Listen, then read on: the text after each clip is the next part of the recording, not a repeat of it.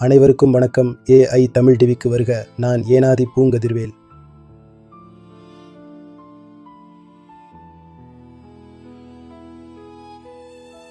இன்றைய காணொளியில் காசாவில் நடந்து வரும் மோதலை ஆராய்வோம். அதன் வரலாற்று சூழல், அதன் பின்னணியில் உள்ள காரணங்கள், தனிநபர்கள் மற்றும் பொருளாதாரத்தில் அதன் பேரழிவு தாக்கம் ஆகியவற்றை ஆராய்வோம். போர் தொடங்கியதிலிருந்து வெளிப்பட்ட நிகழ்வுகளை உற்று நோக்கலாம். சுருக்கமான அறிமுகம்.